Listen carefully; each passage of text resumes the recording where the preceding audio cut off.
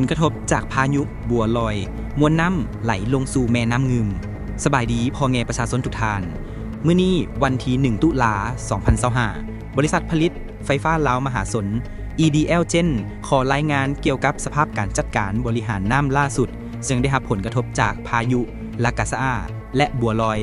ปริมาณน้ำสูงที่ไหลมาจากสายน้ำลีกรวมทั้งปริมาณน้ำจากบรรดาสายน้ำธรรมชาติได้ไหลมาสมทบกันเหตุให้เกิดมีเหตุการณ์น้ำท่วมอยู่บางพื้นที่ในบริเวณตอนลุ่มของเขื่อนไฟฟ้าน้ำงึมหนึ่งโดยเฉพาะในบางเขตเมืองทุรคมไซธานีและปากงึม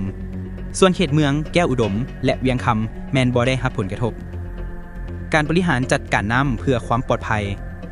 การควบคุมน้ำถึงแม้ว่ามีปริมาณน้ำไหลเข้าอ่างอย่างต่อเนื่องเขื่อนไฟฟ้าน้ำงึมหนึ่งได้พยายามลดพรการระบายน้ำผ่านประตูระบายน้ำล้น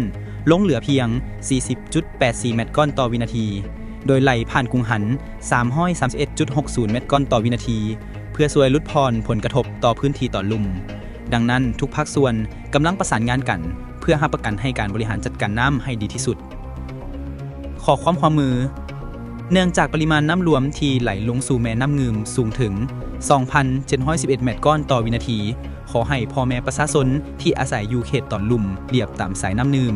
1. ยกย้ายสิ่งของขึ้นสู่ที่สูงโดยด่วน 2. ติดตามการแจ้งเตือนของอำนาจการปกครองท้องถิ่นอย่างใกล้ชิด EDL Gen ยังสืบต่อติดตามสภาพน้ำตลอด24ชั่วโมงขอให้ทุกคนปลอดภัยข้อมูล EDL Gen